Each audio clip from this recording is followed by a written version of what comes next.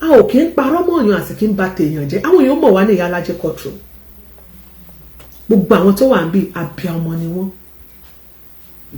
kò sí ẹ̀dá alààyè kan tó máa gbàdúrà kí ayé kó contraband mọ́nú ẹrù fún ọmọ rẹ̀ tàbí òun gangan fúnra rẹ̀ láti ṣàkóbá fún a béèrè ìbéèrè yìí níjẹta wípé ẹ dákun àwọn tó dọ́rùn eléyìí wò wọ́n pera wọn ní mùsùlùmí òdodo ẹ dákun àwọn wọ̀nyí tó pera wọn ṣé mùsùlùmí òdodo ṣó yẹ kó máa gbé ẹrù contraband dání ṣó yẹ kó máa tagbó àbí kó máa digbó àbí kó máa digbó sínú ẹrù èèyàn láti bà ayé èèyàn jẹ́ láti pé káyé rẹ̀ polúkúlù mùsù iléeṣẹ́ ọlọ́pàá gan láṣepè wọn kó yẹ kó bá wa ṣèwádìí nígbà táwọn pè iléeṣẹ́ ọlọ́pàá tẹ̀ wá ń bínú George Aguilara wọ́n ní wọn gbé kéèsì yẹn déwájú wọn tá a bá pariwo síta ká fa everybody fàáfàá lọ́tún lọ́sì ǹjẹ́ a máa rí ìdájọ́ òdodo àwọn òkúkú jáde sakala ń bẹ̀bẹ̀ pé kíní kan báyìí ló ṣẹlẹ̀ a ní kí ló ìwádìí a ní kẹ́ ṣèwádìí ìtọ́ àfìfí ń pariwo pé yẹ kẹ́ ṣèwádìí ni pé Alájà Kaola ti kọ́kọ́ àrẹ́sì Bintu Raji gbà kan ṣe ní Ìlọrin nígbà tó àrẹ́sì ẹ̀ ní ọdún náà lọ́hùn tó gbé dé iwájú àwọn ọlọ́pàá ìgbà táwọn ọlọ́pàá ṣe investigation wọ́n pa Alájà Kaola pé ẹ mọ láyé àtà ẹ mọ jẹ́ kọ́mọ ìmọ̀ ọlọ́mọ yóò jẹ̀bi wọ́n tún wá padà wá lọ tú gbé ńsìn àwọn tó wá fẹ́ mọ ìdí tó tún wá fi máa jẹ̀bi ńsìn àwọn kan bẹ̀rẹ̀ anígbígbẹ́ mo sọ mo nígbẹ́ ṣe gbé yẹn mo ní kò kàn wá mo ní ìtò kàn wá ni wípé wá ìtẹ́ fi wá dájú bẹ́ẹ̀ wá ìtìlẹ́ṣẹ́ ọlọ́pàá tí wọ́n fi gbà ṣé wọ́n láwọn ò mọ̀ iléeṣẹ́ ọlọ́pàá ò mọ̀ pé ẹ gbé contraband sínú ẹrù ẹ̀ ni àbí ṣẹ́yìn ò sọ fún iléeṣẹ́ ọlọ́pàá wípé ẹrù òfin la gbé sínú ẹrù ẹ o la fẹ́ fi wá la fi tàn wá o are you okay?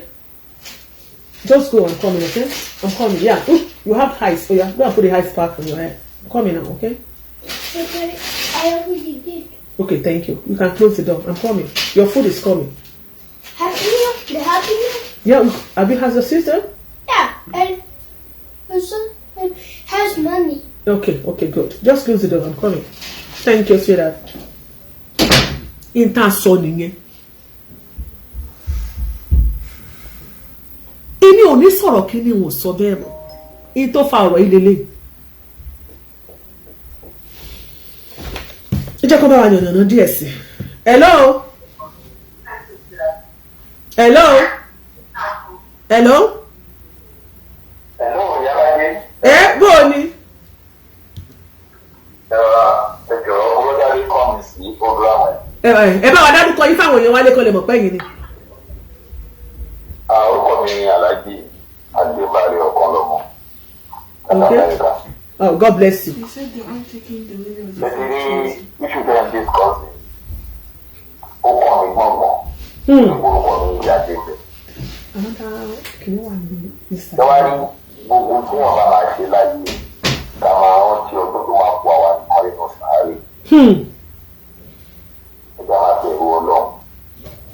Ẹ̀rẹ̀kẹ́lẹ̀ ní mọ́tà tó wà lẹ́yìn 90% àwọn àtọwà lórí social media ní around 2021, 2022 tó bá máa sòótọ́ gbogbo la mọ̀ tó ṣẹlẹ̀ nígbà 90% wà lámọ̀ tó ṣẹlẹ̀. Ẹni sọ ọ̀pọ̀lọpọ̀ orí last program ní ìjọba fún mi. Àwọn àgbẹ̀ àti ṣe fídíò àti pé àwọn tó yẹ kí a pè iná ń bẹ̀rẹ̀ dùn pé fídíò tí a ṣe àti bẹ́ẹ̀ náà padà ṣe ó dé ibi tó yẹ kó dé. Bẹ́ẹ̀ni. Ó dé nǹkan tó yẹ kó dé. Kódà mo receive a lot of calls láti àwọn ibi tó ní agbára tí ó ń ga nílẹ̀ Nàìjíríà. We know what they are about the law.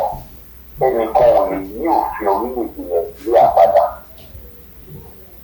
Torí pé òfò ẹnìkan ò dúró. Yàrá-yé. Òfò ẹnìkan kò dá lóru. Ṣé ní ọ̀rọ̀ Alájà Kaola ọ̀rọ̀ Bintu Raji? Wọ́n lè sọ everybody ló mọ̀ ní 2022 látọ̀rọ̀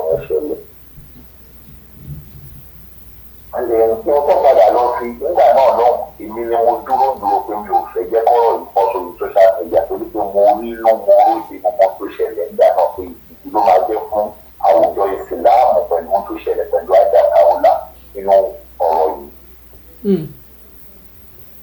láti ṣàlàyé gbogbo bí ọ̀rọ̀ orí ṣe jẹ́ inú rẹ̀ dùn pé lẹ́yìn ìgbà tó kúrò tó fún ọ̀làjà lò wọ́n ìgbà tí ó rí gbogbo aláìṣẹ́ lẹ̀ ní padà alájà kálábàrà bí wọn alájà náà ti fi jùgbé ilẹ̀ fi lọ́kọ̀ọ̀kọ̀ ní. ó fi jùgbé ilẹ̀ lọ́lọ́kọ̀ mi bẹ́ẹ̀ ni.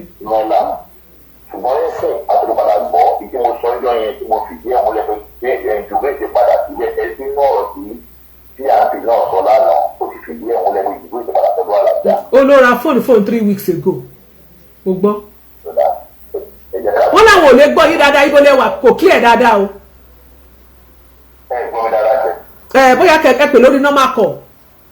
báyìí nǹkan. ó ti ń sọ̀rọ̀ báyìí. sọdá gbogbo ayé ti mọ̀ pé ọ̀rọ̀ jùgbé àtàwọn alájà wọn ti padà ń fẹ́ra wọn yín ọkàn wa ṣé yín so that kò sí ohun tó burú kó bẹ̀rẹ̀ látòrí alájà pé obìnrin lè lọ́kọ méjì ní nàìjíríà so that kò sí ohun tó burú àkàn ní ríbi fi sínú ṣẹ̀ríà ìsìlámù ní ṣùgbọ́n ẹ jẹ́ ká treat matter tó wà lẹ́yìn tí wọ́n ká pariwo lé lórí pé wọ́n fẹ́ fìyà jẹ aláìṣẹ̀ wọ́n dẹ̀ fi ẹ̀tọ́ fundamental human rights Bintu Raji wọ́n fi dùn lábẹ́ òfin ká pariwo lé lórí nìyẹn àbí bẹ́ẹ̀ kọ́. bẹ́ẹ̀ ni. so that inú mi wá dùn pé àbúrò mi Abdulfatai Abdulsalam tí mo yà mọ́ sí Liberty àbúrò mi ni ṣèlásán inú mi dùn pé òun náà padà jáde ó dẹ̀ sọ̀rọ̀ inú mi wá dùn pẹ̀lú bẹ́ẹ̀ ṣe ṣe analysis ọ̀rọ̀ yẹn ọ̀rọ̀ ẹ̀ ò yàtọ̀ sí ohun tá a sọ ó sì ní ọ̀rọ̀ yẹn múlẹ̀ wípé lóòótọ́ òun ni pé wọ́n àrẹ́sì ọmọbìnrin yẹn láì invite ẹ̀ òun náà fi lé wọ́n invite ẹ̀. bẹ́ẹ̀ ó fìdí ẹ̀ múlẹ̀. and lábẹ́ òfin ní south tí ọ̀rọ̀ bá ṣẹlẹ̀ tí ò kì í ṣe criminal bíi bóyá robbery àbí kidnapping tó dẹ̀ ṣe robbery tí ò ń ṣe stealing tó bá pé allegation ni ẹ máa kọ invitation sí iléeṣẹ́ ọlọ́pàá ni invitation yẹn ọ̀gá ọlọ́pàá bóyá CP bóyá AIG tó bá ti approve ẹ̀tọ́ ní kẹ́ invite ẹni tí wọ́n fi allegation kan invitation gbọ́dọ̀ jáde n tàn bá wọn fà nìyẹn o n tàn bá wọn fà gangan nìyẹn o ẹ̀tọ́ ní gbọ́dọ̀ invite ẹni yẹn n tàn bá wọn fà gangan ní Sonu 11 tàbí parí Sonu 11 ni pé gbogbo kéètì tí Yusufu gbé lọ sí Sonu 11 kọ́ lọ mú bí tó ti send invitation jáde wá rí. ṣé gbogbo náà ni òkè gba invitation ni. ẹ̀nà approve ẹ̀ yẹ̀sì àlùmọ́kà ìgbà tó lọ mú yẹ̀sì àlùmọ́kà kọ́ fi invitation tó send sí wọn wọ́n fi wọn wá tọ́gbà lọ́wọ́ mú yáyá gàmbàrí send invitation ìgbà tó lọ mú mọ́tò send invitation ìgbà tó lọ mú jákèmọ́ send invitation ìgbà tó lọ mú àbáṣọ́gbàgbò send invitation ìgbà tí wọ́n lọ forúkọ sí mi orúkọ tèmi tí mo watch list send invitation kó tó wá kan Bintu kó tó wá kan àfà ìwọ́n tá à ń bá wọn fà nìyẹn pé ẹ̀rú òfin ìjọba ẹ̀rú òfin ní Sonu 11 ẹ̀rú òfin ìwọ́n tá à ń bá wọn fà nìyẹn o kó proof invitation tí wọ́n send sí Bintu Raji kó tó di pé wọ́n lọ attack wọ́n lọ arrest yẹ ẹ wá fẹ́ arrest yan nìyẹn ẹ tán ẹ tún wá di ìjì wọ́n ní Afeez Adébísí ní igbó ni wọ́n fi invite Bintu Raji. ọwọ́ ti igbó invite yẹ ìhun tẹ́ tó ṣe yìí ẹ̀yin náà ti dá ọ̀ràn mi lábẹ́ òfin nígbà bá wọn fà tí wọ́n mọ̀ ni wọ́n mọ̀ o nígbà bá wọn fà nìyẹn o nígbà torí ẹ̀ pé ìjọba kọ́ bá wa dá sí nìyẹn o. bẹ́ẹ̀ ni mo ní kó investigate. náà kẹ́tẹ́ tí ẹ wá send invitation tó ní pé ẹ̀tọ́ ni tẹ́ bá send invitation wọ́n máa fi date ọjọ́ tí wọ́n fẹ́ kẹ́ni yẹn wá sí invitation.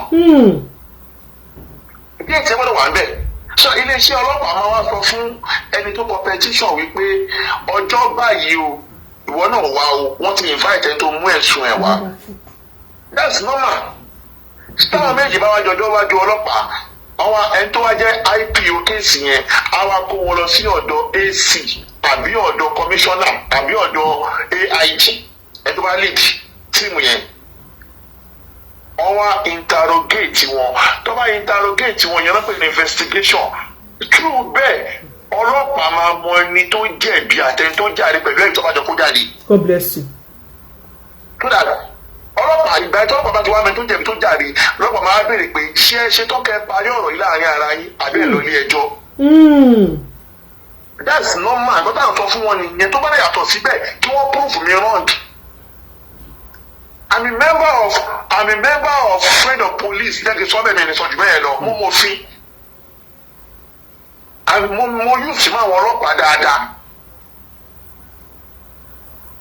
So that when you go logo down by him fine yẹn. Tí wọ́n bá gbà wọ́n méjì jọjọ́ kù. Eléyìí ó dà o ọ̀rọ̀ báyìí ó wá fẹjọ́ ẹ̀sùn kó ẹ̀rí ẹ wá ọlọ́pàá máa wo ẹ̀rí àwọn méjèèjì tó bá gbé wọn ṣètò àti yanjú ẹ máa lọ kóòtù ẹ lọ yanjú ẹ kóòtù ọjọ́ tó ní kó padà wá yẹn tó bá já sí pé táìmù wà fún wọn jọ yẹn láti lọ kóòtù ọmọ lọ kóòtù yẹn tó bá sí táìmù ọlọ́pàá máa fún ẹni tí wọ́n fẹ́ sọ̀kọ̀ yẹn ní péèjì kó máa lọlé ọmọ wa fi ọjọ́ kóòtù síjọ́ mi that's normal nítorí normal nìyẹn. But gbogbo ọ̀nà arrest ẹ̀yìn ṣe èwo lórí báyìí nú ẹ̀. Èwo lórí ẹ̀ nǹkan tá à ń bá Liberty fà nìyẹn tó ń ṣe tó ń pa irọ́ òṣì o. Ta ló ń jẹ́ Liberty àbí charge and bail? Fracas lawyer. Fracas lawyer. Ẹ má ta ẹni ò ní pè ní charge and bail. Fracas lawyer. Orúkọ tó qualify fún gangan tó ní ẹ̀rí lọ́wọ́ tí ó ní ẹ̀rí tèmi ní ẹ̀rí ẹ̀ lọ́wọ́ ni pé fracas lawyer. Ó ló ti fracas. Ó wà ní fracas because ó ní àìmọye pages àwọn bloggers tó náà ti comment. As a lawyer tó comment mo ní tó ti comment lọ́dọ̀ PNP ó dà ó sọ pé PNP deserve kí wọ́n fún ní award lórí kan tó ń ṣe lọ́wọ́ as a lawyer. Ó túmọ̀ sí pé ó involve ní fracas. PNP is a fracas, is a blogger. And then láti máa wá pé àwọn kan náà ní bloggers sìn ìwọ gan support bloggers. You belong to fracas. And then into the song by me you are going to prove in court of law pé blackmailing me. You are going to prove it. Because I'm not a blackmailer, I'm a Muslim analysis with evidence. You are not a blackmailer. I'm not a blackmailer. I'm a Muslim analysis with evidence. Everybody know me that kò sẹ́ni kò sọ̀rọ̀ tí o bá sẹ́ ẹ̀yọ́ I will not say it. Okay, ìwé tí mo wá sọ àyọ̀ ń bẹ̀ ni pé wọ́n pé ẹ̀yìn fáìtì Bintu Raji ẹnu àtàkì ẹ̀. The same day ẹgbẹ́dẹ́ sọ́nà 11 ọmọbìnrin yìí ẹ fún ní pépà tó máa kọ sí tó máa kọ torí pé Bintu Raji kọ́ ló pè mí. Àwọn tó wá lọ sí kóòtù tí wọ́n bá kóòtù náà pè mí níjọ́ yẹn.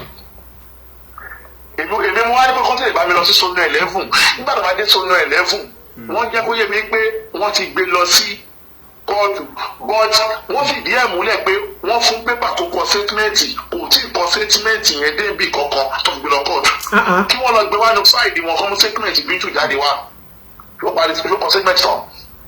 Kò kọ́ tán. Àní kò tí ì kọ láì mẹ́ta láì méjì. Kò sign statement yẹn náà. Kò sign statement yẹn. For real?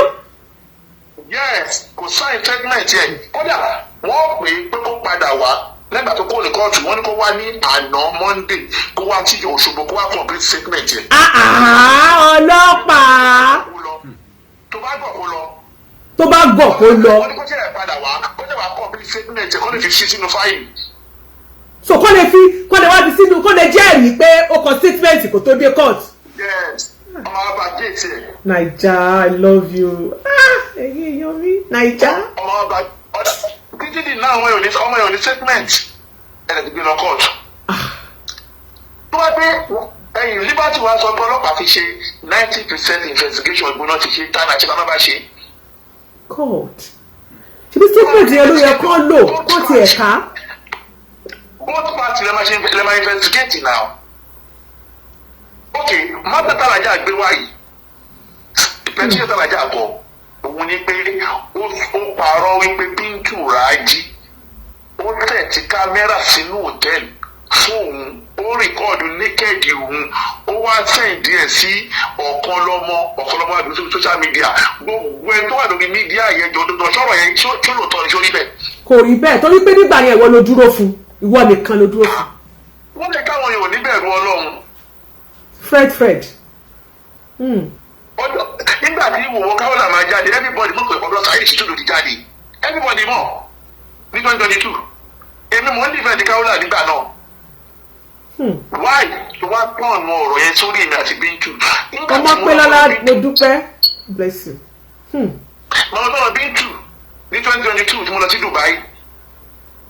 Fídíò tó sẹ́ndì sí mi kò ṣe fídíò ní kẹ̀dí ẹ̀ Kaola tó sẹ́ndì sí mi wípé bí ọ̀rọ̀ Jubril ta sọ wọ́n ló sẹ́ndì ẹ̀ sí mi pé kí n wò mo dé padà rí mo pé ọ̀rọ̀ tó wà níbẹ̀ ọ̀rọ̀ ọ̀dọ̀tí ni àgbọ̀dọ̀ máa gbọ́ lẹ́nu Alájà olùkọ́ ẹni women mominat gbogbo Ìbàdàn ó yẹ ẹ̀sìn ló jẹ́ náà àgbọ̀dọ̀ máa gbọ́dọ̀ báyìí lẹ́nu first day tó pàdé ọmọ tó mú ẹ lọ pàdé ọmọ tó pa pátá ń di ẹ láàrin ìṣẹ́jú mẹ́ẹ̀ẹ́dógún ó tìyàn lójú débi pé ó tún wá boyún jẹ́ mú ẹ lára ẹ̀mí ní pé kó má gbọ́dọ̀ àwọn àgbọ̀dọ̀ jáde. ṣé bí ojúlarí àwẹ̀yù ṣe bí ìgbà tí wọ́n ti interview Jubril ní àná mo expect pé bóyá bọ̀dá mi ò bá ń bèèrè lọ́wọ́ Jubril pé ṣé lóòótọ́ ló fokó já oyúnbọ́lẹ̀ yes or no wọn ti ẹ̀ sọ̀rọ̀ débẹ̀ ó dẹ̀ dùn mí wọn ọ̀rọ̀ tí ni wọ́n sì máa béèrè. everybody know Azeez Oseni pé everybody mọ̀ lórí mídíà pé Azeez Oseni tiẹ̀ onírọ́ ni everybody mọ̀ pé. àti lè fìdí ẹ̀ múlẹ̀ ní ẹjọ́ ẹ̀ wọ́n sì lè béèrè. ẹ wá rí náà ibi tí mo wá lọ lórí ẹ̀sìn ni pé ẹ sọ̀rọ̀ kan sìn èmi ni mo sọ fún yín èmi ò kí n parọ́ wípé mátà yìí ti ṣẹlẹ̀ rí ní 2022 tí Alájà lọ rìpọ́ọ̀tù Kaola Alájà Kaola lọ rìpọ́ọ̀tù Bintu ní Ìlọrin wípé Bintu ó fẹ́ máa gbowó lọ́wọ́ òun pẹ̀lú Jubril ó lọ parọ́ mọ́ wọ́n wá pe àwọn méjèèjì nọ́mbà tó yẹ kí ọlọ́pàá tó ní ẹlẹ́fù ṣe làwọn yẹn ṣe ní Ìlọrin wọ́n wá pe àwọn méjèèjì wọ́n wá béèrè ẹjọ́ ibi ẹjọ́ náà ti rí wípé Alájà Kaola wá parọ́ fọlọ́pàá ni. àwọn ọlọ́pàá sọ pé Alájà àṣẹ fẹ́ gbọ́ ẹ̀jẹ̀ bí ọmọdé yìí o. jẹ́wọ́lẹ́jà wà ń bẹ̀ kẹ́lẹ́ mọ̀ ṣẹ́ni tó wá pé Nàìjíríà police a ní rẹ́kọ̀dù ó jẹ́ kí wọ́n lọ gba rẹ́kọ̀dù tó ṣẹlẹ̀ nígbà yẹn ni kọ́kọ́ fi investigate pé ṣé lóòótọ́ ni. ibo ni kéèsì yẹn dì sí nígbà yẹn èmi àtàkéwùgbà gold bàbá kéwùgbà gold lábẹ́ Bintu pé kó foríjì Alájà Kaola nígbà náà. so that now sìn torí pé ẹ mọ̀ wípé tẹ bá interrogate àbí tó bá ṣe investigate irọ́ lẹ pa wípé Bintu lórí ó gbé òwò olóṣèlú òwò Alájà sí mi tí mo gbé jáde ibo ni mo ti gbé òwò Alájà jáde lórí social media ṣebí péjì mi nìyẹn tí wọ́n ń táwọn èèyàn ń parọ́ báyìí ọlọ́pàá ọ̀rọ̀ investigate pé Bintu sẹ́ndì ìwòwò sí mi ẹlẹ́ẹ̀kejì ẹ wá tó parọ́ mọ́ Bintu Raji pé Bintu Raji ó fẹ́ pọ́lísì Alájà ibo ló ti fẹ́ pọ́lísì Alájà ibo ló ti jọ jẹun tó fẹ́ pọ́lísì Alájà ibo ló ti jọ jẹun ṣùgbọ́n torí pé ẹ fẹ́ parọ́ ẹ fẹ́ fìyà jẹ aláìṣẹ̀. ṣé gbogbo yẹn náà ló gbé dé kóòtù torí aláwọ̀ tí ẹ̀mọ́tọ́ gbé dé kóòtù kó tá a ṣàṣọ ni pé àní kò yẹ kí contraband wà mẹ́ kí lè tí ẹ̀ sì ṣèwádìí dáadáa. kóòtù ni mò ń sọ fún nǹkan tó gbé lọ sí kóòtù ni mò ń sọ fún yín.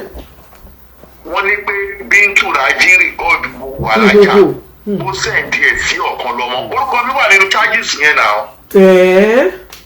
My name is there.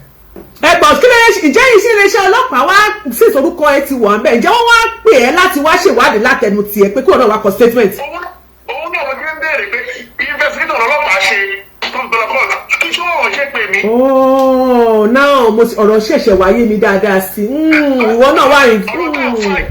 fídíò tí mo ti lánàá mo ti gba call láti Sọlẹ̀ 11 lẹ́nu. ike mo ṣe fídíò mo ní yíyàsí ni mo ṣe wọ́n ní kí ló ti mo fi ṣe wọ́n bẹ̀rẹ̀ lọ fi ṣe mo jẹ́ kọ́mọ̀ pé nítorí pé ohun tó ń ṣe bẹ́ẹ̀ yẹn ò dáa. I get my point. So that wọ́n ti àwọn òkè pè mí bí fún ọ̀kan tó gbẹjọ́ lọ sí court. orúkọ mi wà bẹ́ẹ̀ náà orúkọ mi wà ní charges yẹn náà. Yeah, you are in America does not mean you cannot even send your own statements. ìwé kọ́ ni kí o ti type ẹ̀ kó dẹ̀ send forward ẹ̀ sí wọn ni àbí kó fax ẹ̀. Yes. Yeah, I know. Now, investigation wo ni wọ́n ṣe kọ́ gbọ́mọ ẹ̀rọ court. ẹlẹ́kejì bẹ́ẹ̀ ni pé ọ̀rọ̀ George Ayinla ta sọ wípé pé ọdún ẹ̀ náà ń gbé gbogbo kéèsì lọ náà sí Liberty tó fi ọ̀dí ọ̀rọ̀ amúlẹ̀ wípé lóòótọ́ ni the same judge ni wọ́n lò because kéèsì Yahya Gambari ọ̀dọ̀ ayélujára ló gbé lọ kéèsì ẹ̀sìn àlùnọ́kà ọ̀dọ̀ ayélujára ló gbé lọ kéèsì Bintu ọ̀dọ̀ ayélujára ni wọ́n gbé lọ àtọ́ni kéèsì Mọ́nsúrà ọ̀dọ̀ ayélujára ni wọ́n gbé lọ kéèsì Bintu tó ṣe ẹ̀ fẹ́ẹ̀sì ọ̀dọ̀ ayélujára ló tún gbé lọ ọmọ tí wọ́n tẹ̀ lọ gbé nílọrin tó ń pariwo lásìkò láti lọ gbé yẹn o ọ̀dọ̀ CP lọ gbé yẹn bọ̀ ìmọ̀ tó ló tó dẹ̀ lẹ́kùn fún yẹn o ọ̀tọ̀ ọlọ́pàá tó lọ gbọ́ wáyé nípa ọ̀dọ̀ ayélujára ló tún gbé yẹn náà lọ ó túmọ̀ sí pé something is wrong.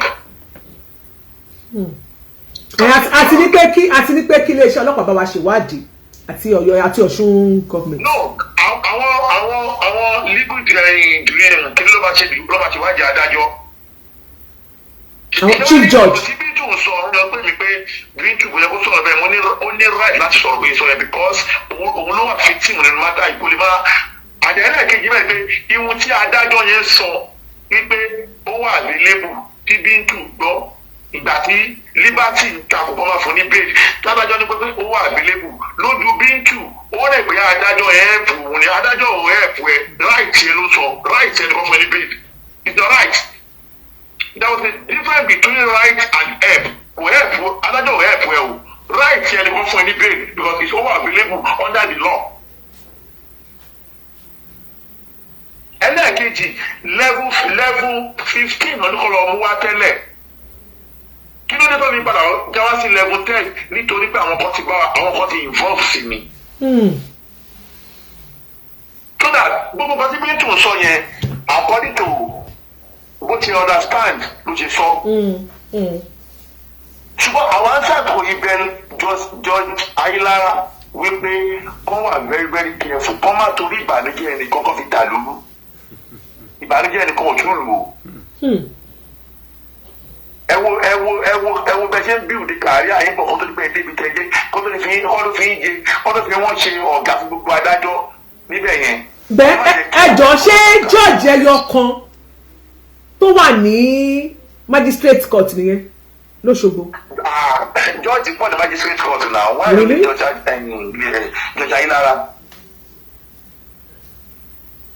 and then èmi tí mo bá yín sọ̀rọ̀ yìí náà èmi náà mọ tí wọ́n ṣe fún mi lórí bọ́ ọ̀nà tó gbà forúkọ mi sínú watch list ní airport tí kò tẹ́lẹ̀ dẹ́pẹ́ fake nìkan tó lọ fake lọ gbé lọ fake bench warrant náà lọ forúkọ mi sínú watch list so that ẹni tó bá ti ní gbogbo experience yìí ló dẹ̀ ní fáàtì lọ́wọ́ ẹ wá ní kí n má sọ̀rọ̀ mo advocate fún àwọn èèyàn ní Nàìjíríà ni so that Liberty mo kàn fẹ́ jẹ́ kó mọ̀ ní pé inú ọ̀rọ̀ tó sọ you are going to prove it in court of law I promise you Liberty I promise you ibi tó bá ti ń wá mi ibi tó jọ̀tọ̀ sẹ́ndì sí mi tí mo fi di ẹni tí wọ́n ń wá ihun tájọ́ fà tájọ́ wà kóòtù lé lórí kẹ́pẹ́ ihun tó mú yín táwọn yìí tó ń padà ní pé kórúkọ mi kò nínú wọ́n sì sọ pé kí ni ẹ̀yìn fáìtì mi ló tún sọ pé òun wá mi you are going to prove it in court of law Liberty I don't care anything tó lè ṣẹlẹ̀ lórí mátà yìí I don't care gbogbo tó lè ṣẹlẹ̀ I'm ready for you guys from Yusuf Saidi Fulani Kaola Liberty magistrate court in Osun State. Wow. Listen to me. What to so I'm ready for you and then I will make sure that lórí mátà yìí àwọn àìpé òdodo máa múlẹ̀ because you guys you know that what you are doing is not right under the law of under the law of Nigeria. You know that it's not right. Only one day tí ọlọ́pàá wá attack Yusufu nílé ẹ̀ tó ní wọn invite òun you sue Nigeria police and others ipe wò tú wọn ni náà ipe wọn invite òun tó wá sílé òun. The same way people tá à ń sọ yìí láti 2 years ago ilé ẹjọ́ ti ń pè náà pé kó yọjú sí ilé ẹjọ́ lẹ́kọ̀ọ́ ṣó yọjú ni ó ní bench warrant lórí náà.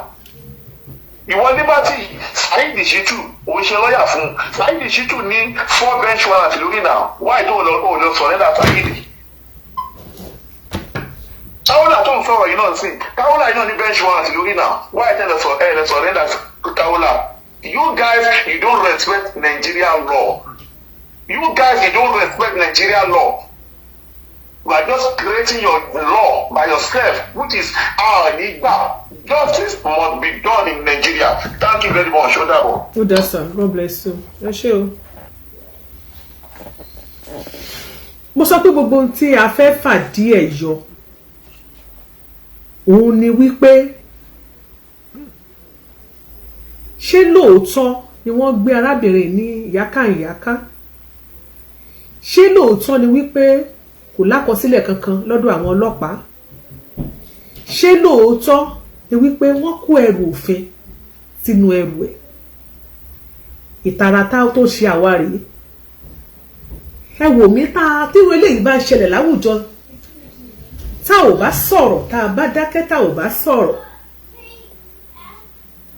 ohun tó dé bẹ́ẹ̀ nìkan lónìí tó dé bójú lónìí ó lè dé báyìí mú lọ́la and that is why tá a fi ń sọ̀rọ̀ tá a ní ká sọ bọ́rọ̀ pé ká sọ tòótọ́ pé ṣó dáa a ò kórìíra ẹnikẹ́ni. Hello. Ẹ̀kalẹ́ ma. God bless you ma. Ẹ̀kalẹ́. Yes ma. Sherry, ẹ̀kọ́ jẹ́ kí n sáré èmi ni mò ń chat ní chat room. Ẹ jẹ́ kí n sáré enlighten àwọn èèyàn wa for like 5 minutes.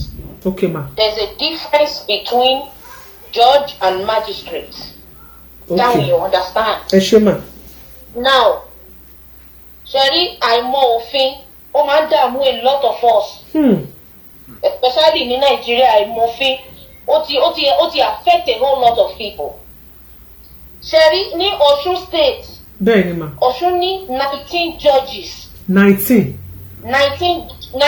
àwọn judges don't preside on senior matters ní Ọ̀ṣun state 19 ni wọ́n. Now we have that Ọ̀ṣun state has 33 magistrates under àwọn judges. Ẹ má jẹ́ àwọn èèyàn wa mọ̀ pé judge lágbára ju magistrate lọ. Magistrate ni Ayilara is not a judge. Àǹtí mi á dá fún yín ọpọlọ yóò ní ìjọba ẹ máa bá wa ṣàlàyé lọ. Now Ayilara is not a judge. Ẹ jẹ́ pé Ayilara ní judge, magistrate ni Ayilara. Kápẹ́ magistrate Ayilara. Ayilara AO. Bẹ́ẹ̀ ni. Mr. AO Ayilara. Ṣé Mr. Alá máa fi sí? Ní fi George sí àbí a máa sọ pé Mr. AO Ayilara. Is a Mr. Magistrate ni Ayilara. Ayilara is not a judge. Àṣé mo ti ẹ̀ sínú ẹ̀ gan lórí Facebook. George lè ní ìyá wa. Ẹ mọ̀ sọ̀rọ̀ yín lọ.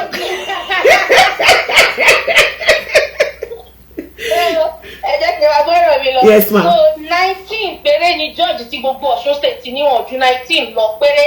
Obìnrin dẹ̀ ni chief judge wọn lọ́yọ̀ ní Ọ̀ṣun state. Obìnrin ni.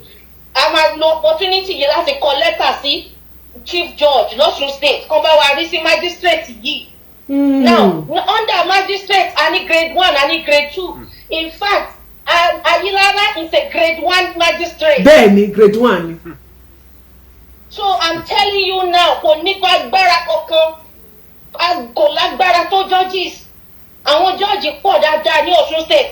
Adúrú láàrin 33 ètò tó convince mi tó bọ́dà mi ni pé ládùrú Ọ̀ṣun state ní 33 magistrate. Kí ló jẹ́ tó jẹ́ pé ọ̀dọ̀ Ayilara nìkan ni gbogbo fáìlì gbogbo àwọn pípò yìí máa ń láǹdì sí. God bless you ma. Kí ló dé 33 magistrates ló wà nínú Ọ̀ṣun state?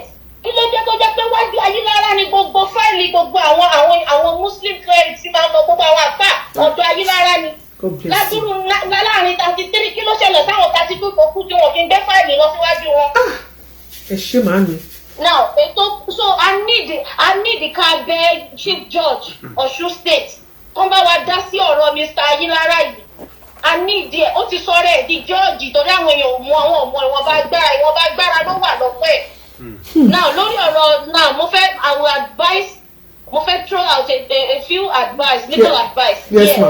Tí ò gbowó lọ. Now Bintu mo fẹ́ kó counter sue case tó wà nílẹ̀ yìí tó o bá lówó bóyá kó wá sórí social media kó bí àwọn èèyàn kan dáwó fún ẹ o nídìí láti counter sue nǹkan tó ń lọ lọ́wọ́lọ́wọ́ yìí. Now that was an illegal kidnapping. You were lured under the law for right is illegal under the law. Tó lure èèyàn lọ síbi kan tó rẹ fẹ́ arrest ẹ̀ is highly illegal. O nídìí láti jẹ́ kí lọ́ọ̀yà ẹ àbí whoever tó bá advocate fún ẹ counsel ẹ o nídìí kí wọ́n counter sue. now mo assure pé o máa ní torí gbogbo chat tẹjọ ní gbogbo bó ṣe pè ẹ́ nọ́mbà tó pè ẹ́ chat yẹn wà lọ download gbogbo ẹ̀ your lawyer will put you through o nídìí láti counter sue obìnrin tó tẹjọ ní issue yìí that was an illegal arrest oh why so illegal now o nídìí láti lọ sí hòtẹ́ẹ̀lì yẹn ṣé wọ́n ló gba hòtẹ́ẹ̀lì yẹn ni àbí wọ́n. àwọn ọ̀dà táwọn olóògbé hòtẹ́ẹ̀lì yẹn fún kó lè dé síbẹ̀. So lọ sí padà lọ sí hòtẹ́ẹ̀lì yẹn sọ pé kó fún ẹ ní fútéèjì lọ́tẹ́ẹ̀lì yẹn hòtẹ́ẹ̀lì yẹn máa ní kámẹ́rà ní kó fún ẹ ní orúkọ àti fútéèjì ẹni tó wá sanwó rúùmù yẹn ọlọ́pàá gbọ́dọ̀ gbé ibẹ̀ láti máa mú àwọn tó sẹ́ndì contraband sí ẹ are you feeling me o need àti counter sue woman yìí má jẹ́ kí káwùlà lọ counter sue káwùlà kò gbọ́dọ̀ bọ́ nínú ẹ̀ that is illegal. Wọ́n gbé ẹ láì ṣe pé wọ́n invite ẹ láì ṣe pé wọ́n call àwọn pè ẹ kò sí anything wọ́n kò dédé wá gbé ẹ náà mo fẹ́ káwọn èèyàn náà tún mọ̀ kankan ọlọ́pàá lè arrest èèyàn láì má send fẹ́ pé kò wá it's possible but not on cases like this kọ́lọ́pàá kó tó lè lọ arrest èèyàn bóyá ní Nàìjíríà láì ṣe pé wọ́n petition ẹ pé kò wá kó yọjú sáwọn the only time tó lè ṣe bóyá lọ pẹ̀lú pé ìpànìyàn ìfẹ́ mi mo ṣe mo ń tẹ̀. bẹ́ẹ̀ni ó ti da bẹ́ẹ̀ ṣe sọ́yẹ̀ náà da ẹ̀sùn ìpànìyàn. bóyá wọ́n fi ẹ̀sùn ìpànìyàn kàn ẹ́ àbí ẹ̀sùn olè jíjà àbí ẹ̀sùn káníyàn lára ní àwọn kan tó fọ́ tó le bẹ́ẹ̀ yẹn wọ́n lè fi lọ under those circumstances ni wọ́n lè fi lọ arrest èèyàn láì ṣe pé wọ́n sọ fún pé kó wá láì ṣe pé wọ́n invite ẹ̀ náà ẹ̀sùn tó fi kàn ẹ́ yìí kò fall under that category so ó wà illegal pé wọn ò pè é pé kò wá alright now reason tó jẹ́ kí judge yẹn kí magistrate yẹn padà wá magistrate Ayílára reason tó fi padà wá ni pé mo wà sure pé àwọn tó lágbára jùlọ tó jẹ́ judges ni wọ́n kọlẹ̀ padà pé kí n gbọ́ kí náà ló ṣe é sìn padà lọ́bẹ̀ mo wà very very sure because magistrate lásán ni magistrate ẹ jẹ́ kó wọnú ọpọlọ yín magistrate ní Ayílára ò kì í ṣe judge Ayílára ò ń ṣe judge now mo tún fẹ́ advice gbogbo ẹ̀yin tí Ayílára ti sentence bóyá Islam cleric ni o gbogbo Islam community ẹ dìde sí ọ̀rọ̀ Ayílára because ó ń bọ̀ ó ń kó àwọn náà dẹ́ẹ̀dẹ́ ó ń dùn wọn yín sí ẹ ṣe bí pé kò kàn yín very soon àwọn people yìí wọ́n strong sí pẹ̀lú bọ́n ṣe ń gbé gbogbo yín láì ṣe pé àwọn ẹ̀sùn ńlá kọ́ lẹ́sẹ̀ wọ́n ti ń fi Ayílára magistrate Ayílára wọ́n ti fi ń ní ẹ̀yìn Islam clerics wọ́n ti fi ń ní yín lára so gbogbo yín ni kẹ́ dìde kẹ́ pawọ́pọ̀ ẹ sign ẹ kọ petition lọ sọ́dọ̀ chief judge Ọ̀ṣun state Òjó ni chief judge Ọ̀ṣun state justice O.A. Òjó obìnrin ni ẹ kọ lẹ́tà lọ ẹ kọ petition lọ bá chief judge Ọ̀ṣun state ẹ send the letter ẹ send the sí ipe kan bá yín look into magistrate Ayílára magistrate Ayílára kan bá yín dá sí wọ́n bá yín wò gbogbo yín and another thing man ó ní àwa Nigerians ó máa ń ní wá lára àmọ́ ọkọ tó ń pè ní appellate court appeal court tó bá ti dájọ́ fún ẹbí kan báyìí ó ti gbà nìyẹn gbogbo ẹ̀yin tí wọ́n ti dájọ́ fún tí Ayílára ti dájọ́ fún ẹgbẹ́ ẹjọ́ yín lọ sí appeal court ẹ lọ appeal ẹjọ́ kò tẹ́mi lọ́rùn náà ń pè léyìnbó ní Yorùbá ẹ lọ pé ẹjọ́ kò tẹ́mi lọ́rùn tó bá ti pẹjọ́ kò tẹ́mi lọ́rùn àwọn jọ́ọ̀jì míì náà máa wo nǹkan tó ṣẹlẹ̀ yẹn wọ́n máa padà fún ọkọ̀ nǹkan tó ṣẹlẹ̀ ẹ lọ sí appeal mo fi Ọlọ́run bá bẹ̀ yín appeal náà ń pè appellate court ẹ lọ sí appeal court kẹ lọ appeal gbogbo ẹjọ́ tí magistrate ìkà yìí magistrate tó fi ń bá tàwọn èèyàn jẹ́ gbogbo ẹjọ́ tó ti dá magistrate tó ń dájọ́ lóru court closes at 5 magistrate ń wá tẹ̀ tí wọ́n á lá àwọn èèyàn míì wá 6, 7, 8 wọ́n ó sì ń dájọ́ fáwọn èèyàn mi understand ẹ kọ lẹ́tà lọ bá justice O.A. Òjó òun ni chief judge Ọ̀ṣun state tí gbogbo ẹ̀yin muslim cleric ẹ dìde gbogbo ẹ̀yin tẹ́ máa ń kóra yín jọ tẹ́ ní group yẹn islamic group for kinní kan islamic group for kinní kan tẹ́ bá kọ lẹ́tà obìnrin yẹn máa bá yín rí sí chief judge Ọ̀ṣun state justice O.A. Òjó ẹ kẹjọ lọ sọ́dọ̀ ẹ̀ obìnrin yẹn wà very very nice èèyàn Ọlọ́run ni obìnrin christian ni èèyàn Ọlọ́run ni ẹjọ́ ẹ kẹjọ yín lọ síbẹ̀ ẹ lọ sí appeal court ẹ lọ pé ẹjọ́ kò tẹ́mi lọ́rùn gbogbo ẹ̀yin tó ti ní kẹ́ lọ máa san owó ìyá owó tọ̀nà púpọ̀ tẹ́ ẹ ṣe ẹ kó ẹjọ́ yín lọ bẹ̀ ẹ má jẹ́ kó lo magistrate Ayílára tó fi da gbogbo islamic community yín rú wọ́n ti fẹ́ dà yín rú now this is ti lọ́ọ̀yà kí lorúkọ lọ́ọ̀yà lọ́yà ọ̀jẹ̀ charge and bail tí kò ṣe jáde ni pé judge yẹn ti magistrate yẹn Ajílára ti ń fìlì yìí tiẹ̀ àwọn èèyàn ti ń pè so ẹ tẹ lọ́mọ gan gbogbo ẹ̀yin faceless blog a nídìí yín ẹgbẹ́ dìde ẹ má wọrí ẹ lójú tọ́líwọ̀dì fẹ́ lọ gbé ẹ bá wa dá sí ẹ bá wa kó náà bo justice Ajílára magistrate Ajílára ẹ bá wa kó náà bò ó iná tẹ̀ ń kó bò wọ́n ti ń fì yẹn ẹ intensify effort yín so that àwọn tó lágbára máa bá yín dá sí magistrate yìí ti fẹ́ bá àárín ẹ̀yin gun Islamic cleric jẹ́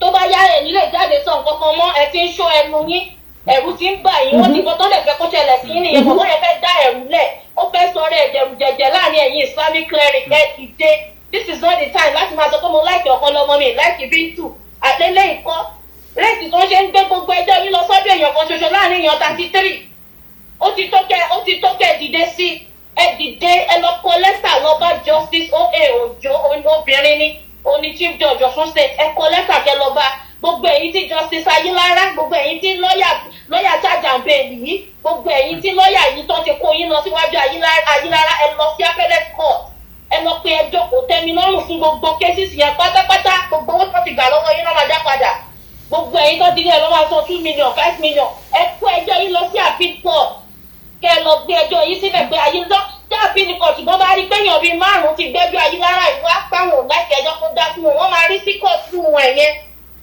wọ́n máa tọwọ́ bọ kóòtù wọn ẹ̀yẹn tó bá rí pé ọ̀pọ̀lọpọ̀ èèyàn ló máa ń padà wá wọ́n máa rán àpìlì ẹjọ́ tó bá ti dá wọ́n máa rí sí ẹ dìde sí gbogbo gómìnà tẹ́ ń pè yẹn wọ́n lè má tètè gbọ́ bọ̀tí ẹ bá lọ sọ́dọ̀ chief judge Ọ̀ṣun state abẹ́ ẹ̀ ni Ajílára wà ẹ lọ bá chief judge Ọ̀ṣun state justice O.A. Ojo lórúkọ obìnrin yẹn ẹ lọ bá obìnrin èèyàn dáadáa ni èèyàn tó mọ Ọlọ́run ni ẹ lọ síwájú ẹ téèyàn bíi 5 mẹ́fà bá kọ petition lọ bá lórí judge kan ṣoṣo wọ́n máa dìde sí wọ́n máa dá sí ẹjọ́ ẹ ṣe nǹkan tí mo bá ṣe mà. ẹ tí ì lè lọ mà another thing mà tó fẹ́ kẹ́ bá mi clarify wọ́n ní pé arábìnrin yóò kọ statement kó tó déwájú magistrate. òun náà ni mo ṣe ń sọ ṣó lábẹ́ òfin ṣó possible ó wà bẹ́ẹ̀ ṣé òfin gbà bẹ́ẹ̀. It's highly wrong. Mo ti sọ fún yín tẹ́lẹ̀ pé ó wrong. In fact, arrest yẹn wrong. Wọ́n lé ọ̀rẹ́ lọ síbẹ̀ yẹn ni which is against the law. Ó wà against the constitution Nigeria. Ó wà against ẹ̀ pé kẹ́ ẹ lé èèyàn lọ síbi kan tó fẹ́ fẹ́ arrest ẹ̀ láì fi ṣe pé ẹ̀sùn tó ṣẹ̀ ó gbẹ̀mí èèyàn lọ. Àbí ó ṣẹ̀ against the government. Ó tún wá débẹ̀ wọn ò jọ kọ statement. Kò kọ́ tán. Ọwọ́ ti kan wọ́n but àsìkò tí gbogbo ẹ̀yin Islamic cleric gbogbo ẹ̀yin àfáà àsìkò tí gbogbo yín máa pawọ́ pọ̀ lélẹ́yìí mo gbọ́ tí ọ̀kan lọ́mọ dárúkọ àwọn àfáà ńláńlá kọ̀ọ̀kan tó ti gbé lọ síwájú ọkùnrin yìí kí ló dé tẹ́ ìmọ̀ nǹkan tó ń pè láfíìn mọ òfin Nàìjíríà gbogbo yín ẹ mọ̀ pé lágbára lọ́wọ́ agbára wà lọ́wọ́ yín májísírèètì lásán la yín lára kí ló dé tí gbogbo yín ríran rí pé májísírèètì lásán ni kò kí ń ṣe job mo yàtọ̀ nu judge àti magistrate lágbára ju judge lágbára ju magistrate lọ ọmọ kékeré láti dájọ́ àwọn iṣẹ́ kékèké district region area unit òun làwọn magistrate máa ń dá sí àwọn ẹjọ́ kékèké ẹjọ́ lù mí kí n lù ẹ́ ẹjọ́ gọ́tà dọ̀tí assault battery kékèké òun náà máa ń dá sí so wáyé tó jẹ́ pé wájú ẹ̀ náà kó àwọn ẹjọ́ yín lọ òun nìkan ṣoṣo dẹ̀ ni ó ṣe jáwájú ẹ̀ nìkan ẹ tètè dìde 33 ni májísírèètì tó wà níbẹ̀ yẹn ó ṣe láàrin 33 ó ṣe jẹ́ ọ̀bẹ ẹnìkan ṣoṣo ni wọ́n lọ all the time.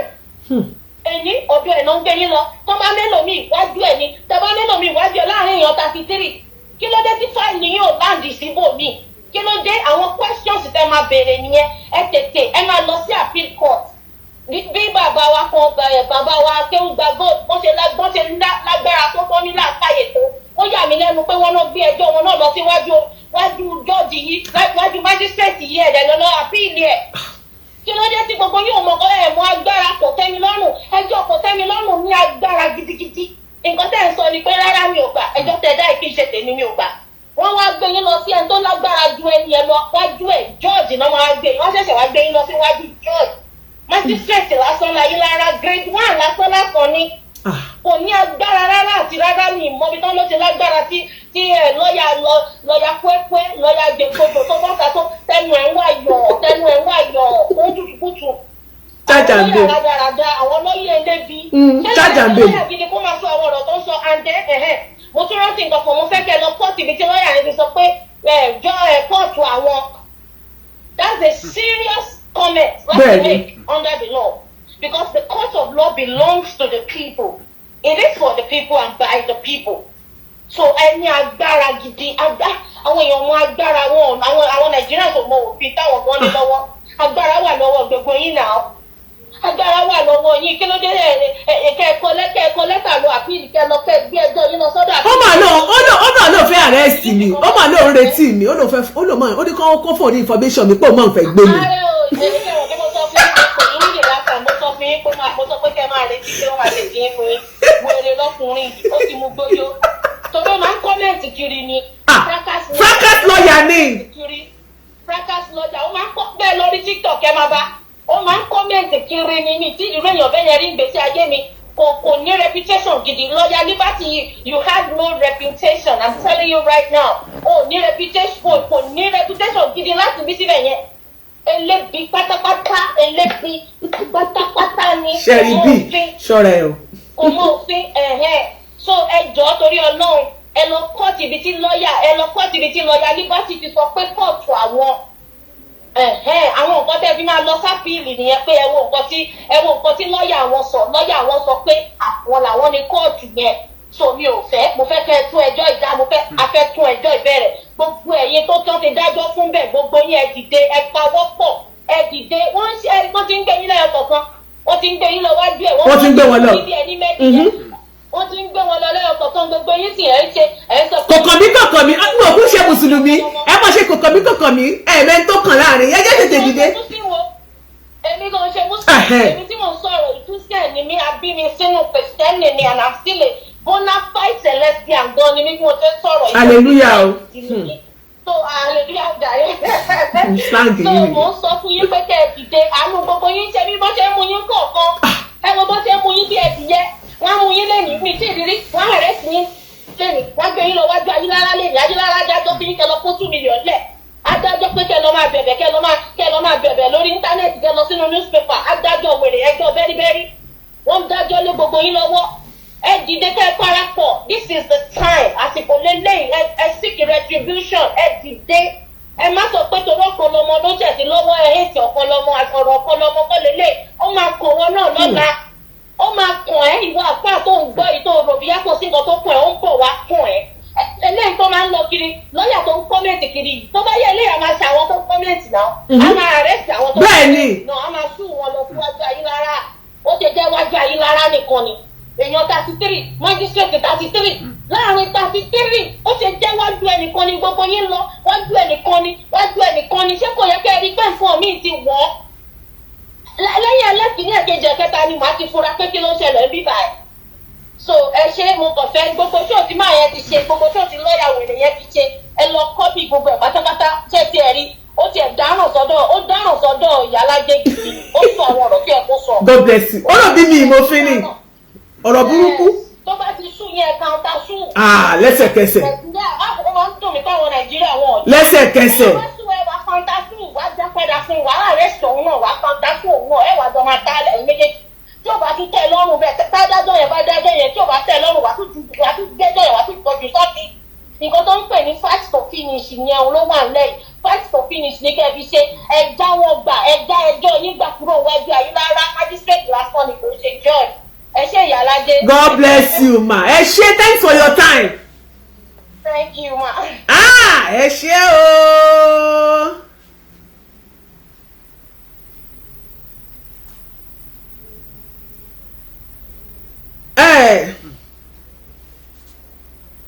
ọ̀kan lọ́mọ mo sẹ́ndì mẹ́sẹ̀gì kan sí yín sìn ẹ bá mi ṣiṣẹ́ lé lórí. ọ̀kan lọ́mọ I just sent you a message ẹ bá mi ṣiṣẹ́ lé lórí pápápá.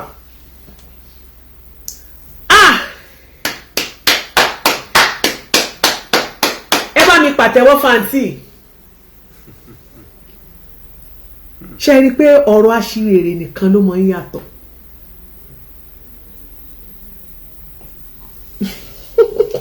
kò sí ọtún ẹni wọ́n fẹ́ pè wọlé kó pè wọlé kò ní ìdí kí n play fídíò Bintu mọ́ ìta fẹ́ mú dání náà láti mú yọ yẹn mo dúpẹ́ lọ́wọ́ madam yìí God bless you ma magistrate Mr.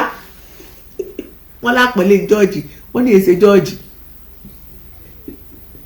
ẹ yọ George kúrò mẹ́rin máa lọ edit kiri ẹ̀ sì máa yọ George kúrò magistrate AO Olúṣẹ́gun Ayélára magistrate ẹ jẹ́ kí o ṣe fóònù mi ò ṣe mi ò tí ì ní láti charge fóònù ilé 39 100% yẹn gbé sórí 39 ẹ̀yin tẹ́ wà ní YouTube yóò ti charge 100% ẹ jẹ́ ká lọ sórí ẹ̀rí mo lélẹ̀ ṣé YouTube kọ́ lélẹ̀ ok ẹ jẹ́ charge YouTube 39 ẹ tún bá fẹ́ pè wọlé ẹ̀yin tẹ́ wà nọ́mbà tó kàn ẹ má bínú ẹ̀yin tẹ́ wà lórí Facebook ẹ jẹ́ kí n fún yín nọ́mbà tó kàn ẹ lọ Google ẹ̀yin tẹ́ bá wà lórí TikTok àbí tẹ́ wà lórí YouTube ẹ Google Iyalaje Courtroom Show number ẹ máa rí ń bẹ̀ ẹ jẹ́ bá yín fèsì ẹ̀yin tẹ́ wà lórí Facebook ẹ jẹ́ bá yín type number yẹn sí ó lágbára o ẹ jẹ́ sáré fún yín nọ́mbà ni ó yá WhatsApp only ẹ jẹ́ ń pin ẹ̀ síbẹ̀ yẹn ẹ má bú yẹn o no derogatory comments or remarks please èwo tí ẹ ní mọ́mí bẹ́ẹ̀ lè wá mọ́mí Abímbọ́lá ni àwọn ìmí sísá mi látọjọ́ yìí wọ́n ní májísírèètì lásán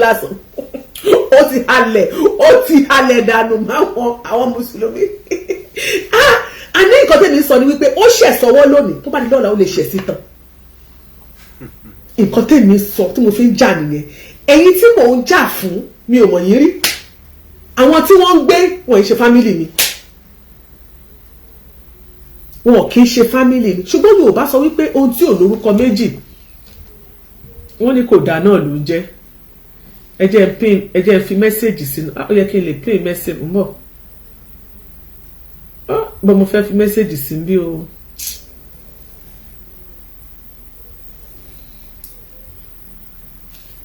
ẹ lọ sórí Google ẹ jọ̀ọ́ ẹ máa rí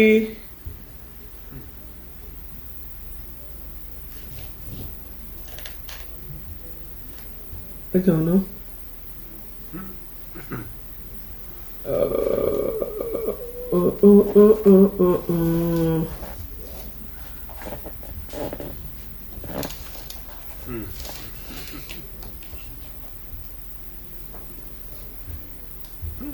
ìwòlá gbé síwájú ẹ̀ báyìí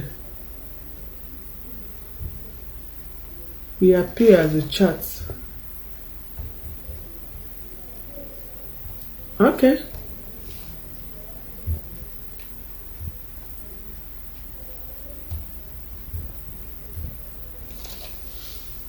you are joining yeah okay ṣé fóònù òsì máa dún báyìí kò mà ní ring out torí oníwà ariwo kan tó máa ń pa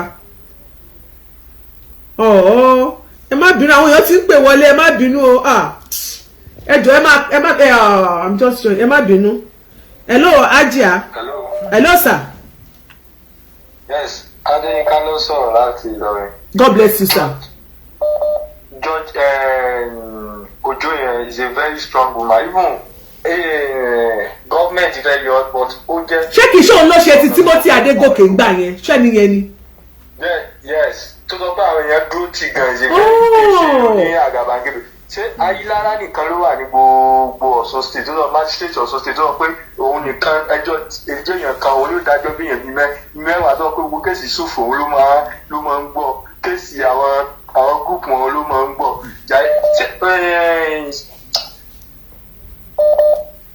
kílẹ̀ tó wà lọ tí ò wá sí kóòtù lọ láti ọjọ́ tó ti ń pè kóun ṣe try kó wá wò náà ìdìrín lọ́yà ti ń sọ̀rọ̀ tí ń defend irọ́ kó mú printout jáde ibi tí gẹ̀yẹ́ ti kọ tó ti kọ statement very useless people. ẹ mọ̀ búyàn ẹ jọ̀ọ́ kẹ́lòmíì pè wọlé ẹ jọ̀ọ́ ẹ má búyàn ẹ jọ̀ọ́ hello sir.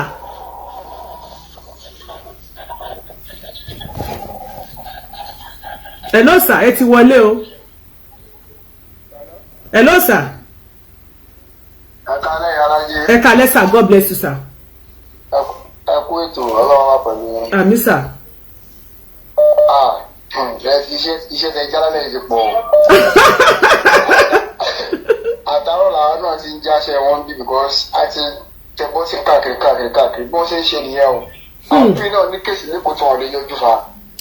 Gbogbo àwọn chájà bí lọ́ọ̀yà yìí tẹ̀ ń sọ yìí gbogbo wọn ni wọ́n lè yọjú sí ẹgbẹ́ yẹn kọ́ọ̀sì lẹ́kọ̀ọ́ ọlọ́gbé sáǹdì dé ni. Because àwọn yóò bílí ìpínlẹ̀ bóyá wọn lajú ni wọ́n kó bẹ̀rẹ̀ ọmọ adé pè ní òjò. Wọn ò mú anything. Because agbọ́dọ̀ gbogbo kan agbọ́dọ̀ mọ̀ because rẹ́ẹ̀tì wa ta àmọ́ Nàìjíríà náà ìyá fi jẹ wá. Ẹ wọ àwọn pípù yìí kẹ̀ abẹ́ẹ̀dì wọn yẹn ṣe nígbà tẹ́ fi gbó tẹ́ fi ìwá èèyàn. Èmi tí mo bá yín sọ̀rọ̀ yìí ni mo implication tó wà nù nǹkan tẹ́ ṣe yẹn ti kọ́ sábàdì ìlú láti gba ọlọ́pàá fún ọmọ ọkọ̀ kó wọn náà. Agbọ́dọ̀ kọ́ àwọn ọlọ́pàá yẹn náà. Àwọn ọlọ́pàá yẹn lẹ́bi ẹ̀rí ẹ̀jẹ̀ kí n sọ fún yẹn wọ́n lè má jẹ́ ọlọ́pàá gidi o. Wọ́n lè jẹ́ OPC o. Wọ́n wá lópc o. Wọ́n wá fi gbéyàn lọ sí wọ́n wá fi gbéyàn dé ọ̀dọ̀ àwọn ọlọ́pàá gangan àbí. Bẹ́ẹ̀ ni. Really? Gẹ́gẹ́ bí woman yẹn ti sọ alájà ẹni tó pinlẹ̀ kan yẹn pé kọ́ lọ sí hòtẹ́ẹ̀lì yẹn kọ́ lọ gba gbogbo CCTV camera wọn. Wọ́n ní àtàtì sún àwọn olóòtẹ́ yẹn gan tí wọ́n bá provide evidence yẹn fún wọn. Wọ́n gbọ́dọ̀ provide evidence àwọn tó register room yẹn àwọn tó wá gbé wọn àwọn tó wá arrest wọn. There must be a CCTV at that hotel. Tí o bá ti CCTV mẹ́ olóòtẹ́ yẹn lọ ti dáràn. Wọ́n máa hesitate owó àbí kankan because nǹkan yìí ṣe ó ti go viral. And mafia làwọn people yìí I'm not sorry to say mafia ni wọn ara ní tí wọn bá ń sọ̀rọ̀ yìí náà wọn ò lè mi ò lè sọ bó ṣe jẹ́ pẹ̀tì mi mọ̀ wọn dẹ kọ́kọ́ yẹn pé mafia kò ní wọn ni mafia abúlé ò ní wọn they are not in the city so wọ́n dájú wọ́n ní ká wọn ní everything because wọ́n bí lè pe àwọn èèyàn ló bọ́ sọjà wọn wọn ò lè bọ́ sọjà ilẹ̀ gbádùn tọ́lá sáà ni ẹ sọ fọ́ọ̀mù yẹn kó má relax o ọ̀kọ́lọmọ náà kó má relax o kọ́ make sure pé ẹjọ́ yẹn normal wọ́n ti forward ẹ̀ sí appropriate headquarters ní Abuja ní Lẹ́kọ̀ọ́ ni. Ó dá sir. God bless you sir. Kọ́lọ́ kójọ kó wá pẹ̀lú ẹ má dákẹ́ lórí ọ̀rọ̀ yìí o ẹ gbọ́n ẹ má dákẹ́ o ẹ má dákẹ́ o tẹ́ ẹ bá ti dákẹ́ àwa fọ́lù yín wọ́n má túbọ̀ ń bà. Àwa kan ṣe tiwa fọ́lọ̀ ní àkúkú ṣe mùsùlùmí wọn ò sì múran wa. Mo ṣe jẹ́ nìyẹn humanity come first before religion. Wàláì tèmi nìyẹn. Humanity come first before religion. Ẹ̀sìn wa gbọ́ nǹkan wa ní wèrè táwọn ń ṣe yẹn. Àlejò ẹni tó wọn fẹ́ sìn wa lọ́gàn wọ́n pè ní wèrè wọ́n kú lé wọn ṣe everything kò tó rí ẹ̀pá ẹni kọ́kọ́ náà. Tó máa ń parọ́ fún yín lókun kò tó rí ẹ̀pá anybody. So kúrò ẹ̀tẹ̀ ń pasipútù àwọn èèyàn. Ṣé Jésù gan ṣé wọn pasipútù Jésù ni ẹ̀mí ló ní kọ́ pa. Ẹ ṣeun gan. Yes sir. Ẹ ṣe sir. Yes sir. Ẹ ṣe gan sir. Àwọn ìpè ń wọnú pé gbogbo ẹ̀ ń jálura wọn ní ìyá mi my sister my beautiful sister. Ẹ ti wọlé o. Ẹ kó ètò ìyálájẹ́. Yes ma ẹ kọjọ́ mẹ́ta. Ẹni bá ìjọkọ̀pọ̀ ẹni bá fi ti ẹ̀lẹ́ ẹ̀gbọ́n tẹ̀lé ẹlẹ́ni ọlọ́run ní bá gbọ́ tí. Cherry to start with ṣẹ́ni tásìkò nǹkan bá ti tó ó ti tó náà nìyẹn. Kábíyèsí. Ẹni a bá kọ ẹ̀sìn àti ẹlẹ́yàmọ́ bí ò bá ṣe kò lè dúró. Ọ̀rọ̀ káwùlà because ọ̀rọ̀ yóò yẹ kó resurface tó bá jẹ́ obìnrin kan tó ní tìjú débi tó máa tún padà lọ pé Bintu. So nígbà tá a ti kọ́ tẹ́ bá wò ó look at tẹ́ bá wo gbogbo tẹ́ bá farabalẹ̀ wo gbogbo àwọn nǹkan tó ti ṣẹlẹ̀ lẹ́yìn tí ọ̀rọ̀ tó torí ẹ̀ lọ gbé Bintu sí tó ti ṣẹlẹ̀ nínú láìpẹ́ ẹ̀ gan ẹ̀ mọ̀ yìí pé Ọlọ́run ti dé láti fi ẹ̀sìn ẹ̀ fàyè. So this is gonna go far. Pẹ̀lú gbogbo publicity tí ẹ̀yìn tó fún yìí sìn ríran wò àwọn èèyàn support lady yẹn á dẹ̀ in fact mo sure kó máa regret gbogbo nǹkan tó ń ṣe. Meanwhile ẹ má gbàgbé Ayélára is a magistrate lóòótọ́ but magistrate àwọn ọ̀bàyéjẹ́ mùsùlùmí ni iṣẹ́ kan ṣoṣo tó mọ̀ ṣe tán lè. Àti ilé ẹjọ́ yóò tí ì gbà wọlé afẹ́kọ́ ọlọ́pàá ṣe àti chief judge kan bá wa ṣèwádìí. Ó ti yé yín ẹjọ́ kan ṣèwádìí alẹ́ ìdìkú ni kọ́ bá wa ṣèwádìí pé ṣé bẹ́ẹ̀ lórí wọ́n kọ́ wá sáré lọ́ọ̀yà wá sáré jáde. Tabakẹ́ wa sọ pé Nàìjíríà bàjẹ́ ṣé kálẹ̀ túbọ̀ máa wò ó kálájú sílẹ̀ kó máa bàjẹ́ sí i. There are some things that are not done. Àwọn òkòkò wà tó jẹ́ pé tí àwọn ẹ̀ bá ti la jáde báyìí àbí ká ṣàtúnṣe ẹ̀ otherwise it's gonna give us a different name in the outside world. Bẹ́ẹ̀ni mà. Ló dé èyí agẹmọ́jọ́ kú sáàrò ọ̀la agẹmọ́jọ́ kú sáàrò bójú ọ̀la ta agẹmọ́jọ́ ẹ̀ ṣé wọ́n kójú ta láàrò ni. Ó yẹ kó tì. The same island, the same zone kẹ́rọ́tì pay is been linking to so many cases. Tó bá ti padà àwọn èèyàn ìwọ̀nyẹn mọ́ ó di gidi gan ibẹ̀ before you know it. Ìtẹ́jọ́ máa fi wọlé lọ rẹpẹtẹ tá a máa lọ tá a máa bọ̀ tí wọ́n ń pẹ́ o. Wọ́n ti dá pápápá. Something everybody knows pé something is wrong. Ọlọ́run kò sọ pé orí Bíntù ní gbogbo ẹ̀ ti máa ní ìrànjú yìí. Ó dà ẹ ṣé mà. Ọlọ́run kọ́ ọ̀rọ̀ lọ́wọ́. Àmì mà. Ọlọ́run yẹn bá ní ẹ̀kú kó pé gbàjáde sáyé. Àti ní ẹ̀dọ́ nílé ilé tó wà yìí. In fact Ọlọ́run tó sílẹ̀kùn ṣiṣẹ́ fún wọn. Òun ló jẹ́ kó para house tó fi arrest ẹ̀ yẹn lọ arrest ẹ̀. Ẹ ṣé mà. Òun náà bẹ̀rẹ̀ tẹ́lá notice ẹ̀ àánú ò ṣe mí. Ẹ rí pé òun gan ó fẹ́ máa ṣe bí ẹni pẹ̀pẹ̀. It's a solid space àsìkò téèyàn pẹ̀pẹ̀ kọ́ lélẹ̀. Bọ́ bá fi ọ̀nà tí ò dá mú ẹ sọ ṣàkátà pàrọ̀ alágbàlagbà sí tọ́gbà yìí láyé tí ó ti ta kọ́ra parí. Ó ti di takira parí yóò di kẹlẹ̀ mọ́. Wọ́n máa gbàgbà mi náà gbà èèyàn kan ìgbà mission ní ro ó pariwo síta káyé gbà. Ẹ ṣé gan ma. God bless you ma. Yes ma ẹ ṣé ma.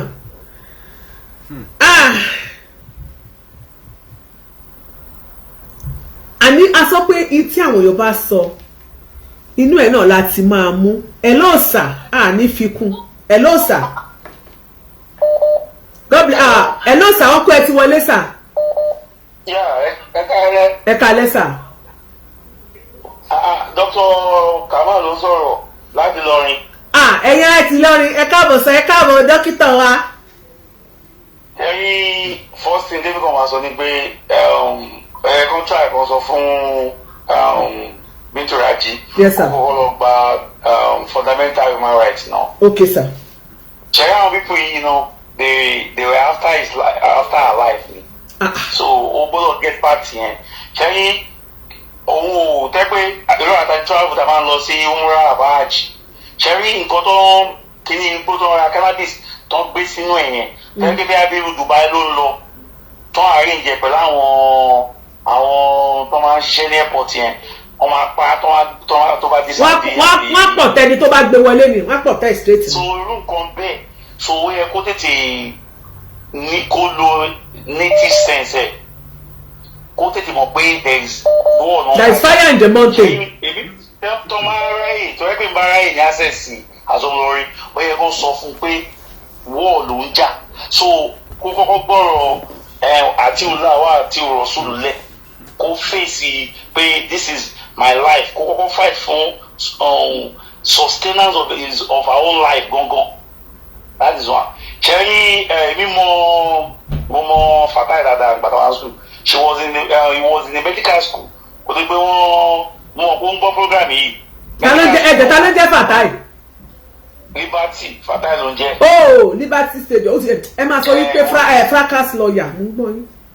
Fracas lawyer so medical school ló wà tẹ́lẹ̀ wọ́n withdraw ẹ̀ kò tó pé àdèmọ́ grade tó gbé jáde kan ní faculty of law ní Ìlọrin so ó ṣe àti ẹ̀ jáde.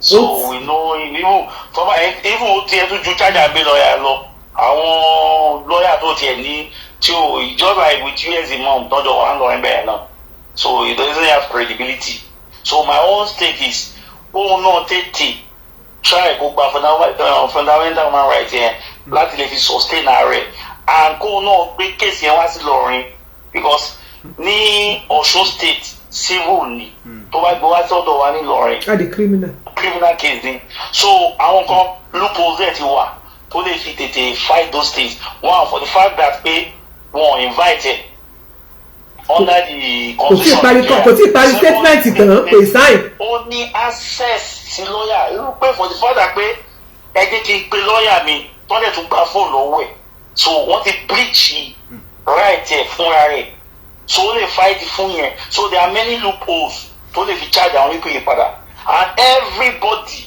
bẹ́ẹ̀ ṣe sọ ní àná àbíjẹta, everybody mọ̀ pé is from the table of Akadi. Adékọ̀tà la máa ń pè. Bẹ́ẹ̀ni mo ti ní kọ́ wá debunk ẹ̀.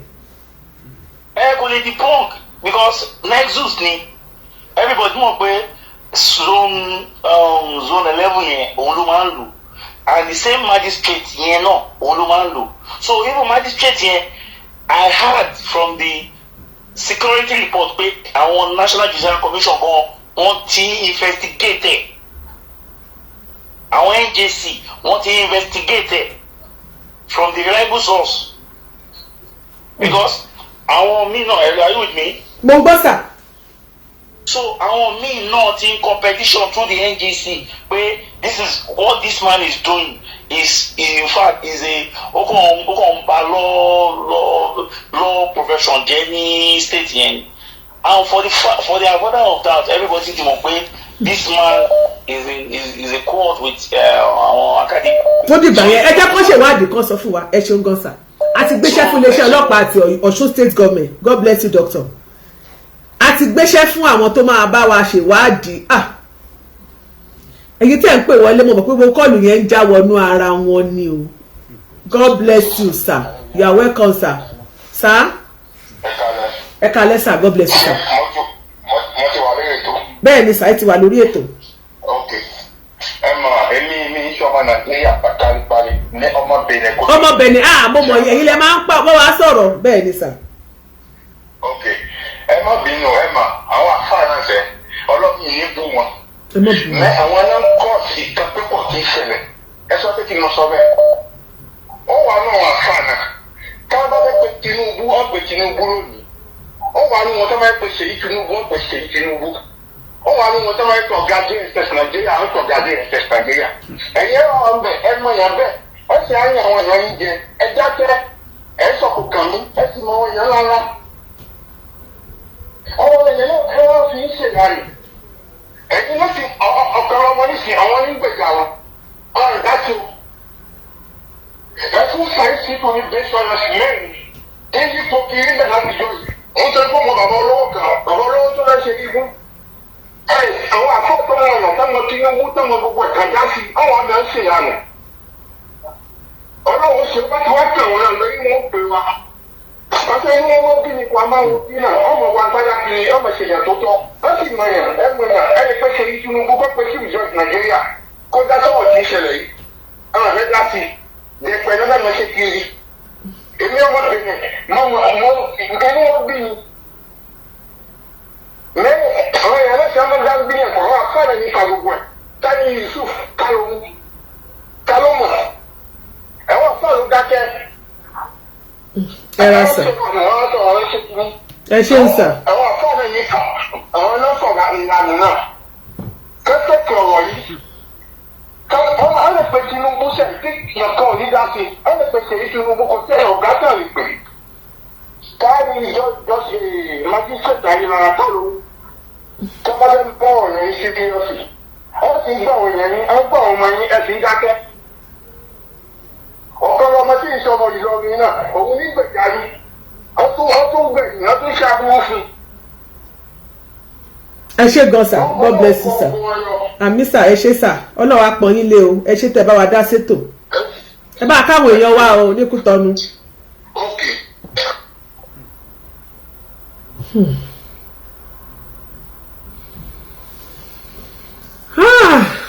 Àbẹ́ ẹ̀rọ lọ́hùn bí.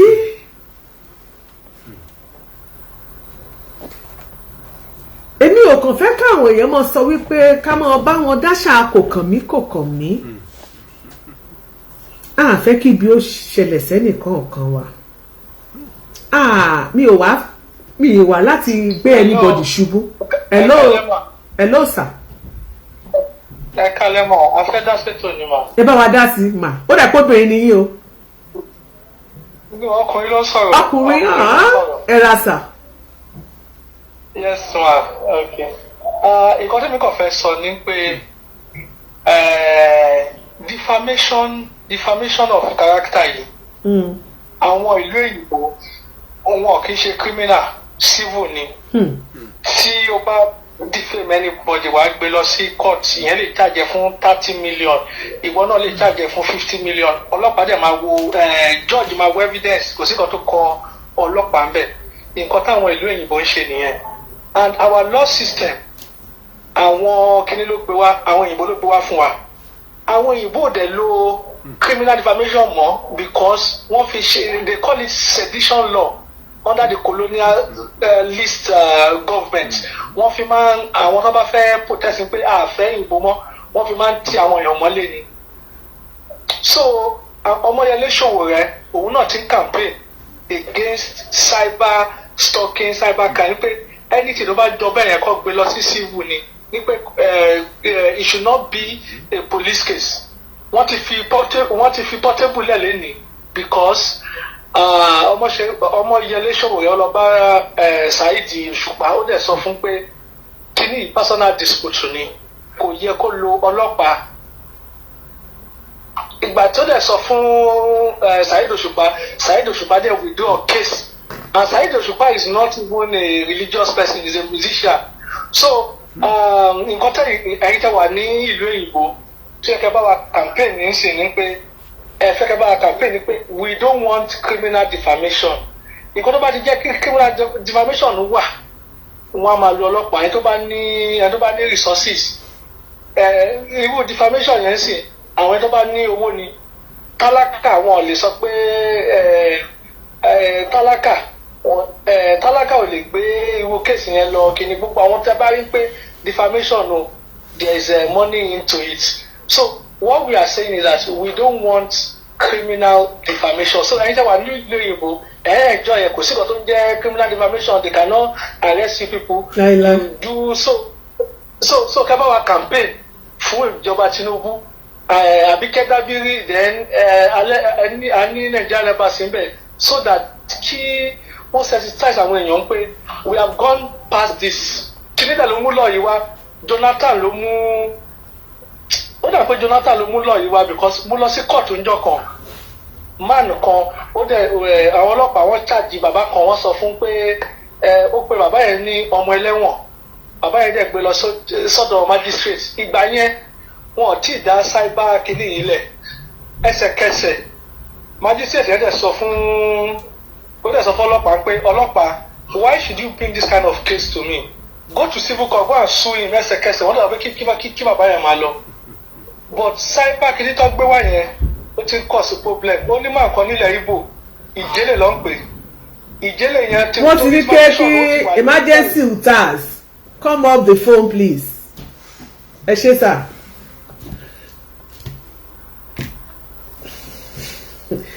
àbúrò mi torí mi understand gbọ́ àlàyé tó ń ṣe yẹn àbúrò mi Tóyìn Ṣẹ̀yọ́dù how are you today bó o níṣẹ́ àwọn ọmọ ńkọ́ I don't really understand gbogbo ká sọ fún wọn pé ẹ má bínú mi understand yẹn Yorùbá náà sọ ṣùgbọ́n Yorùbá yẹn ò yé mi gan ẹ má bínú. Yorùbá wọn nǹkan tó ń try láti sọ òye mi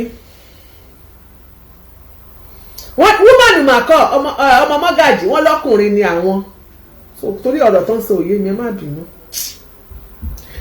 ẹ̀yin tèmi ṣé rí mo fẹ́ kẹ́ mọ̀ wípé kò sí anybody tó jọ́ta mi nínú gbogbo àwọn tọ́rọ̀ kàn ìjẹ́ ọmọ ènìyàn ìjọmọlúàbí humanity before religion lèmi wà after ìbá ṣe àwọn abọ̀rìṣà ni o ìbá ṣe mùsùlùmí ni o ìbá ṣe kìrìsìtẹ́nì ni o ẹ̀sìn ọ̀tọ̀ adélé ayé lóníkálùkù mẹ́sìn àwa tá à ń ṣẹ̀sìn lónìí kan ẹlòmíì wà bí tí wọ́n bí wa sí ni ìta gbọ́júmọ̀ tán bí wa mọ́ ó yẹ ọkàn gbọ́júmọ̀ pé bàbá mi mùsùlùmí ìyá mi mùsùlùmí ìwọ náà ṣe mùsùlùmí wàá bìlí pé mùsùlùmí yẹn ẹ̀sìn yẹn Islam yẹn nìkan ni ìwọ tó má dẹ̀ bí sínú Christianity tẹ́pẹ́ ìyá rẹ Christianity ni bàbá rẹ Christianity ni wàá sọ pé ẹ̀sìn yìí nìkan ó ní ẹ̀sìn tó nígbàgbọ́ sí tó ń lọ ṣe jù bí ilé ayé ṣe rí ní tó mọ̀ ní ní tó gbọ́njúmọ̀ ní péréte làwọn tó jẹ́ pé tó torí wọ́n lọ fẹ́ ọkọ tàbí wọ́n lọ fi aya wọ́n wá yà sẹ́sìn wọ́n ṣàyàbàrá péréte ni àwọn tó máa sọ pé mo dàgbà tán wo ẹ jẹ́ kí n tún lọ bòmí ìjàre péréte ni. bọ̀ká mọ́ra wa fẹ́ràn ọmọlàkejì gẹ́gẹ́ bí ara rẹ̀ ìyẹn ló máa kọ́kọ́ ṣáájú ohun lèmi fẹ́ òun ló jẹ́ kí n dá sọ́rọ̀ yìí. gbogbo àwọn tó ń dárúkọ pé wọ́n ti mú wọn ti ààrẹ tẹ̀sẹ̀ ni mo mọ̀ kò sì sẹ́ni tí mo dá sí kéèsì ẹ̀ ṣùgbọ́n àwọn ò kàn fẹ́ Yorùbá ló sọ pé pa lónìí pa lọ́la wọ́n ní tójú òun ò bá fọ́ bàìbà ni ó mọ ohun